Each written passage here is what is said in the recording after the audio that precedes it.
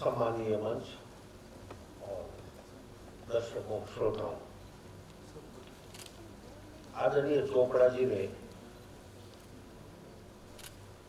कला की उत्पत्ति, संवाद, अभिनय और इन सब बातों के बारे में साइंटिफिक विवेचना करते हुए इतना कुछ कह दिया कि मैं तो खुद कठपुतली हो गया।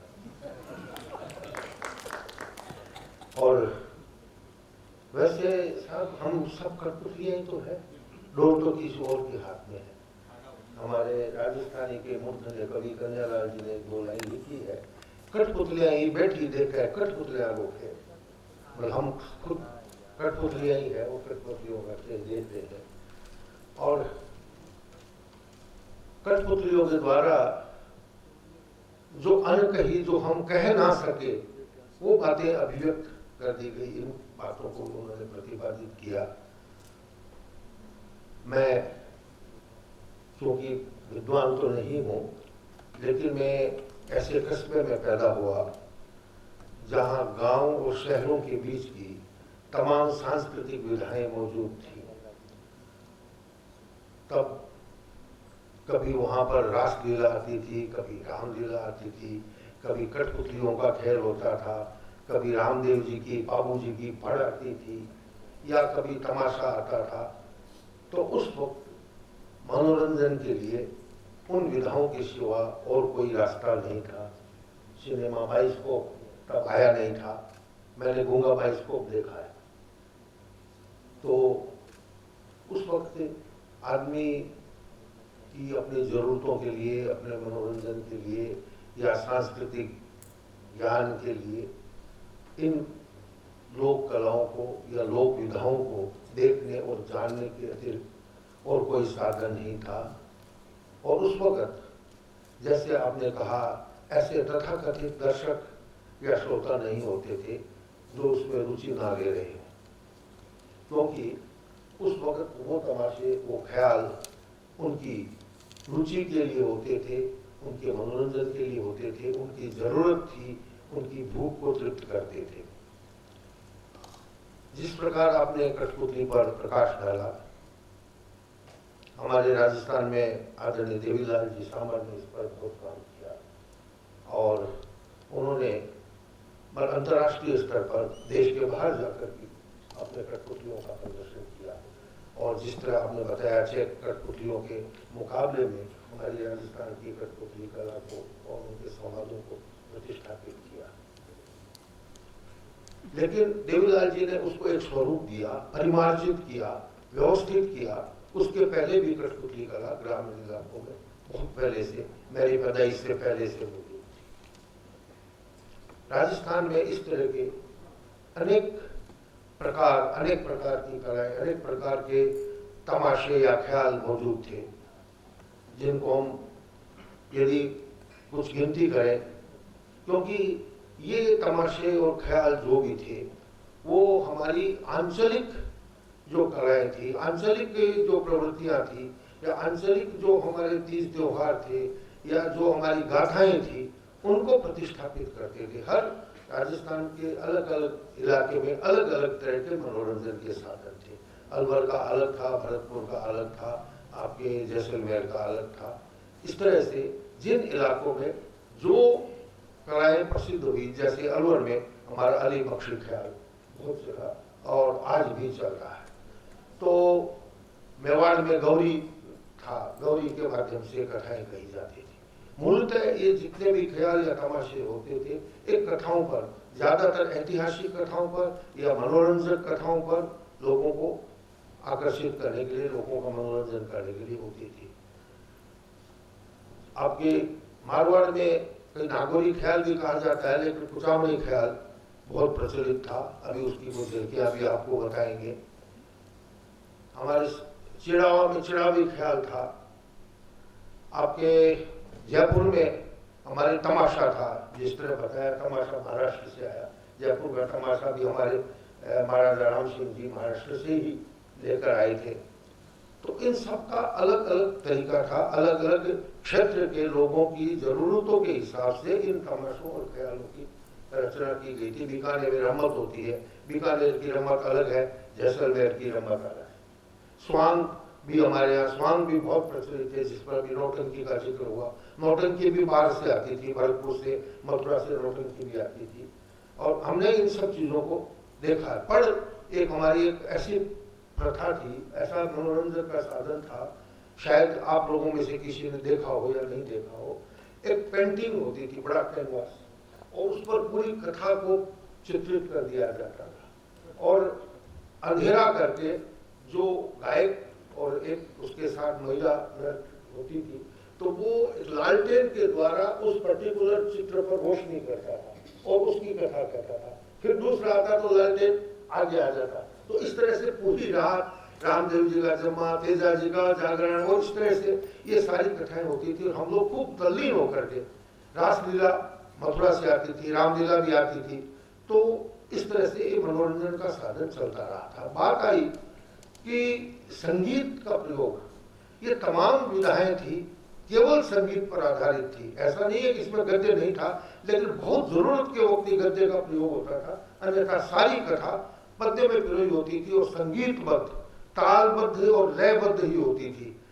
नेचुरली इसमें जो वाद्यों का प्रयोग होता था, हारमोनियम था, नगाड़ा, मुख्य जो वाद्य था वो नगाड़ा ही था, लोक वाद्य नगाड़ा ही था, और नगाड़ा और हारमोनियम के सहारे वो कथा आगे चलती रहती थी। इसके साथ और अन्य जिन भी वाद्यों का या साधनों का इस्तेमाल किया होगा, लेकिन मूल रूप से हारमोनियम और नगाड़ा इनके साथ था।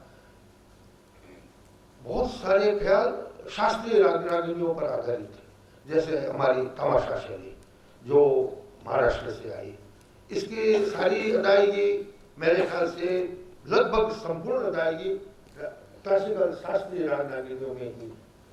और जैसे कुचामनी ख्याल है, तो उसमें शास्त्रीय रागों पर आधारित जो लोक धुनें हैं, उन लोक धुनों का प्रयोग किया गया है। तो हर जरूरत के हिसाब से, हर दर्शकों के हिसाब से, हर श्रोताओं के हिसाब से उन्होंने अपने पद्यों को उस तरह की रागों में या उस तरह की धुनों में या लोक धुनों में उनको पिरोया, ताकि वो कथानक को लोगों की रुचि के अनुसार प्रस्तुत कर सके।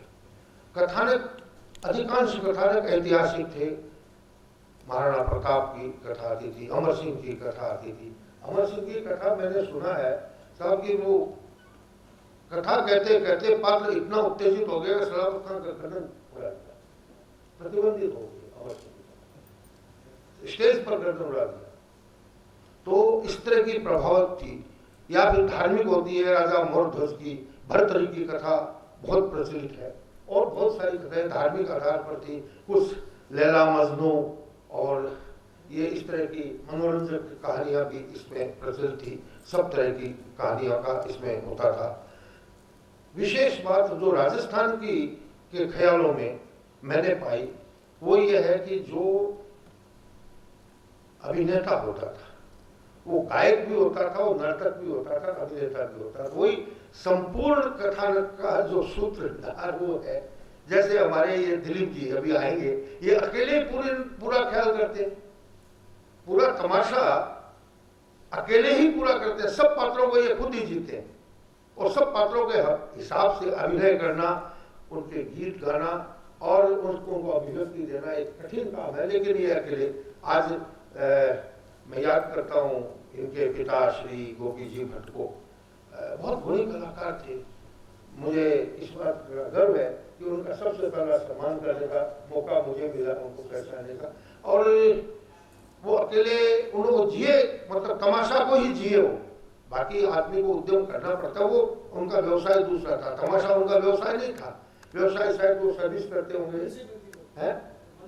हाँ, मंदिर में जो भी थे, लेकिन तमाशा उनके जीव में बस गया था, तो उन्होंने तमाशा को जिया था। आज दिलीप जी वही काम कर रहे हैं। एक व्यक्ति पूरी कथा को किस तरह अलग अलग पात्रों में जीवंत कर सकता है, ये इसका उदाहरण हमारा तमाशा शैली थी।